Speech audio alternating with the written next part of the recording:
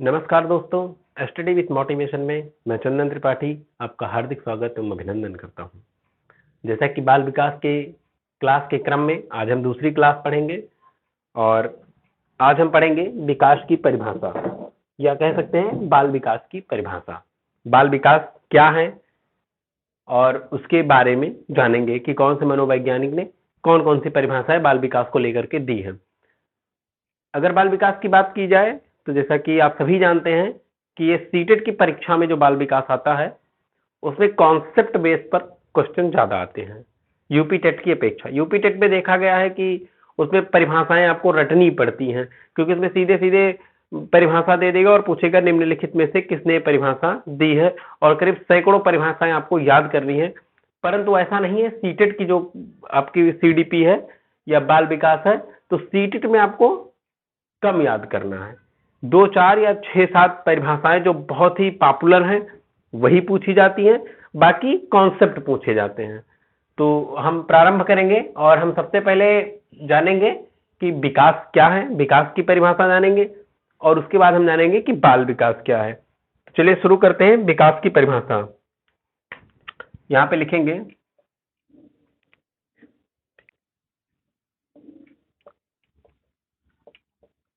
विकास जो है वो व्यवहार में होने वाला प्रगतिशील परिवर्तन है।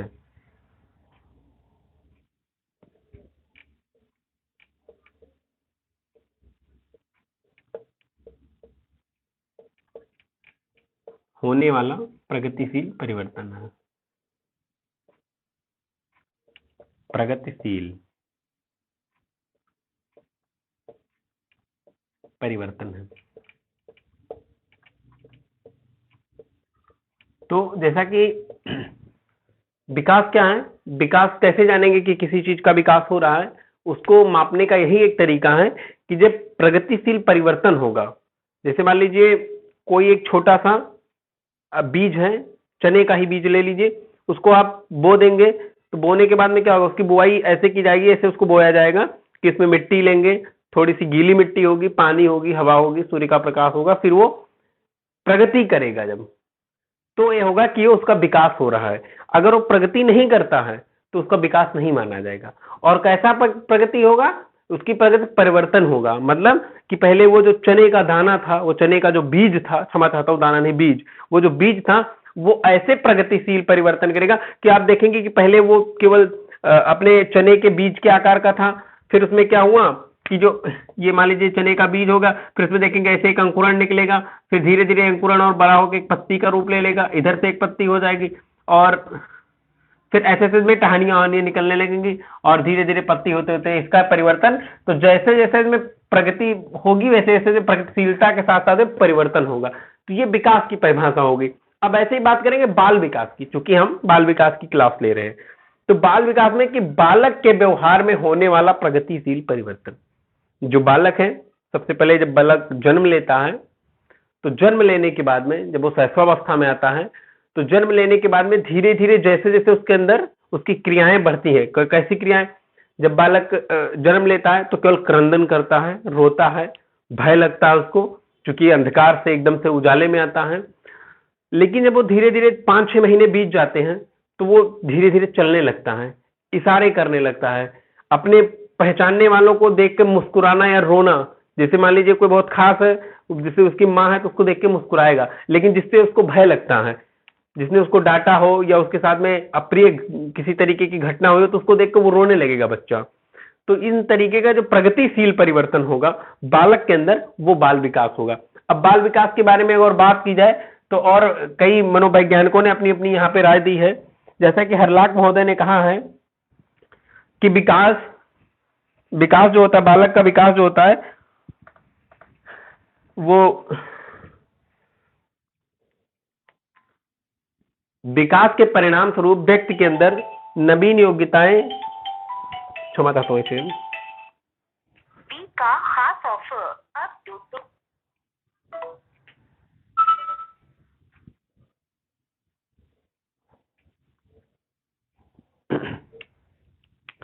जैसा कि हरलाक महोदय की अगर बात की जाए तो हरलाक महोदय ने कहा है कि व्यक्ति के अंदर जब नवीन योग्यताएं एवं विशेषताएं प्रस्फुटित होती हैं तो उसको विकास कहते हैं। अब विकास के लिए जैसे कि हमने कहा कि यहाँ पे प्रगतिशील परिवर्तन होगा तो विकास है, लेकिन यहाँ पे अगर हर्लॉक महोदय की बात की जाएगी तो हर्लॉक महोदय ने कहा कि जब व्यक्ति के अंदर नई योग्यताएं और विशेषताएं प्रस्फुटित होती हैं, तो अब इसको याद कैसे रखेंगे, बहुत ही सरल है। जब नई योग्यताएं और नई विशेषताएं प्रस्फुटित होने की बात करें तो वहां पे आप उसको लॉक कर दीजिए। मान लीजिए कि कोई चीज प्रस्फुटित कहीं पर भी, क्योंकि सीटेट में आपका शब्द चेंज कर सकता है, वो लिख सकता है कि विकास के परिणाम स्वरूप व्यक्ति के अंदर नवीन योग्यताएं एवं विशेषताएं प्रस्फुटित होंगी, 4 ऑप्शन दे दिया, तो उसमें हर्लॉक महोदय। लेकिन यहाँ पे वो प्रस्फुटित तो वो लिखेगा, लेकिन मान लीजिए नवीन योग्यताओं के जगह पे कोई दूसरा नाम दे दे, विशेषताओं की जगह दूसरा नाम दे दे, तो उसमें थोड़ा सा कंफ्यूजन होगा। तो जो रटंत विद्या पे अगर आप काम करेंगे कि रट के उसको जाए, तो वो कहीं ना कहीं काम नहीं कर पाएगा। जैसे ही आप देखिए किसी भी परिभाषा में अगर प्रस्फुटित शब्द है तो उसको वहीं लॉक कर दीजिए, यानी कि हरलॉक। प्रस्फुटित शब्द का जो है हरलॉक महोदय ने दिया है। ऐसे दूसरी परिभाषा आएगी कि विकास जो है वो प्राणी एवं वातावरण की क्रिया का उत्पाद है, अंतः क्रिया का उत्पाद है। क्या विकास की प्राणी और वातावरण की अंतः क्रिया का उत्पाद है।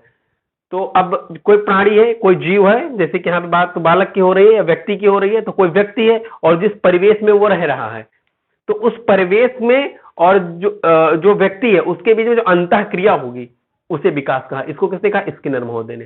स्किनर महोदय ने कहा कि जब जहां पर अंतः क्रिया और विकास से संबंधित कोई बात हो तो वहां पे आप तुरंत जान लीजिए कि स्किनर महोदय ने कहा। स्किनर महोदय ने यही कहा है कि प्राणी और, उन्होंने कहा कि प्राणी और पर्यावरण,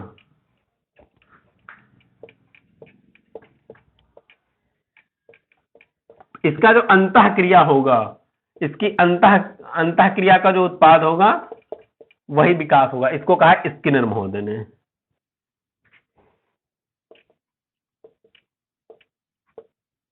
स्किनर महोदय के अनुसार। अगर इसके बाद में अगर हम आगे चलेंगे तो हम देखेंगे कि विकास वंशानुक्रम एवं वातावरण का योगफल नहीं वरन गुणनफल है। मतलब जो विकास है वो योगफल नहीं है, विकास वंशानुक्रम, विकास जो है वो वंशानुक्रम एवं वातावरण का योगफल नहीं अपितु गुणनफल है। क्या है कि वो गुणनफल है, यानी कि वो योग नहीं है। जो विकास है, विकास बराबर यहां पे लिखेंगे हम, विकास जो है वो क्या है, विकास वंशानुक्रम, वंशानुक्रम एवं वातावरण प्लस वातावरण नहीं है। मतलब इसको काट देंगे तो फिर क्या है, यहां पे है कि वंशानुक्रम और गुणे वातावरण का परिणाम है, का परिणाम है। ये कहा है वुडवर्थ महोदय ने। वुडवर्थ महोदय ने कहा कि विकास जो है वो वंशानुक्रम और वातावरण का योग नहीं है। ये इसका योग नहीं होगा, अपितु क्या होगा, वंशानुक्रम वातावरण का गुणनफल है। ये हमारे वुडवर्थ महोदय ने कहा। और अभी हमने आपको बताया कि अंतः प्राणी और वातावरण की अंतः क्रिया की अगर बात होगी तो उसको स्कैन कर देंगे, स्किनर। और उससे पहले हमने आपको बताया था, जो सबसे पहले जो परिभाषा आपको बताई गई थी वो आपकी हरलाक महोदय की थी कि जहां पर प्रस्फुटित शब्द की अगर बात होती है कि नवीन योग्यताएं एवं विशेषताएं प्रस्फुटित होते हैं तो उसको लॉक कर दीजिए, दैट मीन्स कि हरलाक महोदय। अगर बात करता है कि ये क्षमा चाहता हूं, वंशानुक्रम प्लस वातावरण नहीं है, तो वातावरण अगर योग में नहीं है तो क्या है, गुणनफल। तो गुणनफल किसने कहा, वो वुडवर्थ महोदय ने कहा। तो चलिए अब क्लास को आगे बढ़ाते हैं और पढ़ते हैं कि वंशानुक्रम क्या है और वातावरण क्या है। चलिए इसको इरेज कर देते हैं।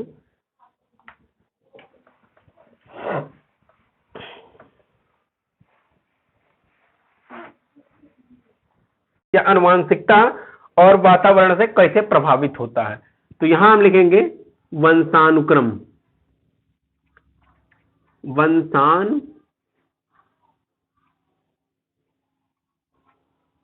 क्रम या आनुवांशिकता।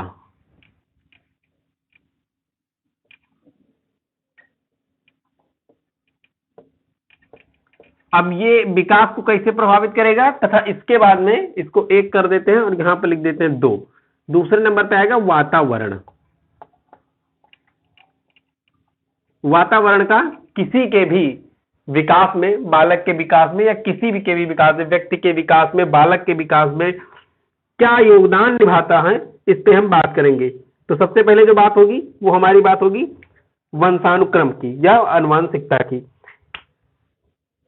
तो जैसा कि आप जानते हैं अगर वंशानुक्रम की बात की जाएगी तो माता पिता या हमारे पूर्वजों से जो प्राप्त होता है उसे वंशानुक्रम कहते हैं। वंशानुक्रम क्या होता है? माता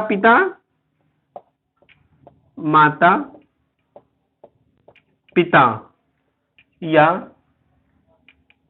पूर्वजों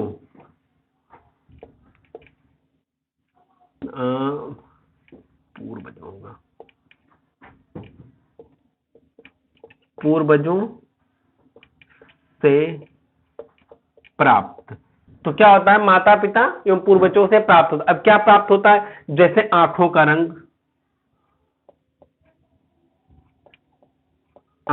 रंग,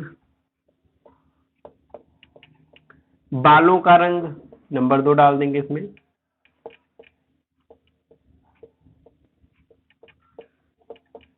बालों का रंग हो गया।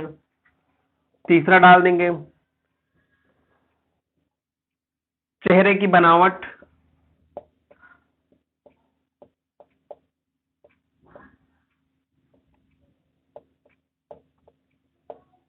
चेहरे की बनावट हो जाएगी। और क्या हो सकता है बताएं? और क्या हो सकता है? चेहरे की बनावट हो गया, आंखों का रंग हो गया, बालों का रंग हो गया, और क्या हो सकता है? और शारीरिक संरचना हो सकती है या किसी प्रकार का कोई रोग भी हो सकता है। जैसे मान लीजिए किसी को कंटिन्यू अगर देखेंगे कि किसी को खांसी, क्षमा चाहता हूं, टीबी की अगर बीमारी है तो क्या होता है कभी कभी कुछ रोग भी ऐसे होते हैं जो वंशानुक्रम से प्रभावित हो जाते हैं। तो यहां पे लिख सकते हैं वंशानुक्रमिक रोग।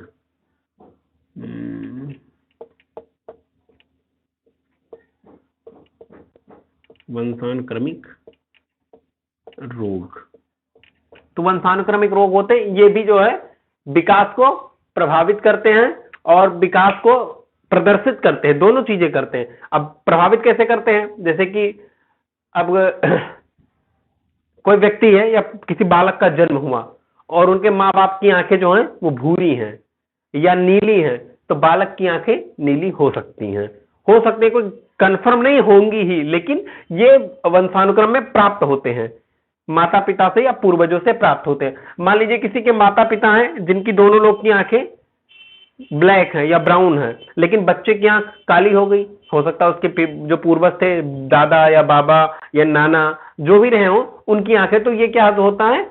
ये आपका वंशानुक्रम में हो जाएगा। बालों का रंग बहुत से लोगों में देखा गया है, बालकों में भी देखा गया, बहुत से लोगों का जो रंग होता है भूरा होता है, बहुत से लोगों का काला होता है, कुछ लोगों का सफेद भी होता है।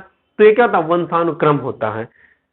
कुछ ऐसे रोग होते हैं जो वंशानुक्रमिक तरीके से पहले एक व्यक्ति में होते हैं, फिर उनके बच्चों में हो जाते हैं, फिर उनके बच्चों में हो जाते हैं, या किसी के नाना के थे, उनकी माँ को हो गए और उसके बाद बच्चों को हो गए। तो ये क्या है? ये रोग क्या है? ये वंशानुक्रमिक रोग है।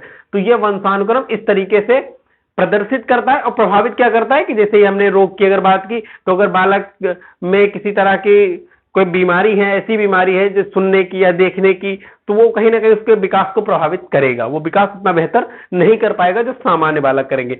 अब हम बात करेंगे वातावरण का, कि अगर वंशानुक्रम में ये सारी चीजें, तो वातावरण किस तरह से प्रभावित करता है। तो यहाँ हम आपको बताना चाहेंगे कि सब कुछ जो प्राणी को घेरे हुए होता है, सब कुछ, जैसे पर्यावरण का हम परिभाषा जानते हैं, तो सब कुछ जो प्राणी को घेरे हुए होता है वो हमारा वातावरण होता है। तो उसमें जैसे हम क्रिया करके और जो कुछ भी सीखते हैं वो क्या होता है? वो हमारा वातावरण होता है। जैसे आपको बताना चाहूंगा मैं,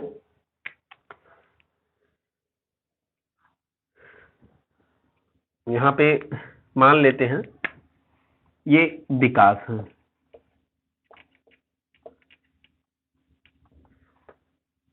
और ये हो गया वातावरण। अगर मान लीजिए किसी का विकास, अगर एक नॉर्मली एक अंक में अगर मैं मापता हूं, किसी का विकास मान लीजिए 55% है, क्योंकि ये कोई मापने वाली चीज नहीं लेकिन आपको समझाने के लिए, लेकिन उसका वातावरण अच्छा नहीं है, तो अगर इसको, इस विकास को अगर हम इससे गुणा करेंगे वातावरण से, गुणे मान लीजिए इसको हम जेड से करते हैं, जेड करते हैं, और तो ये आएगा 0। यानी कि विकास तभी संभव है जब वातावरण उसके अनुसार दिया जाए। वातावरण जब विकास बालक के अनुसार या जिस तरीके का आप विकास चाहते हो उस तरीके का अगर आप वातावरण उपलब्ध कराएंगे तो निसंदेह ही विकास बहुत ही बढ़िया होगा।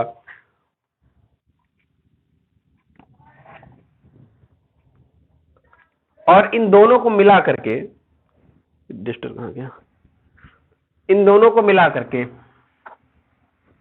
अब मान लीजिए वातावरण है, तो वातावरण को ही अगर केवल प्रभाव यहां पे अगर प्रदर्शित करने की बात करी जाए तो लिख सकते हैं हमें जो कुछ भी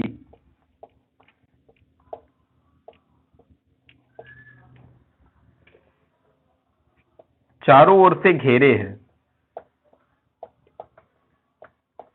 चारों ओर से घेरे हैं तथा प्रभावित करती है,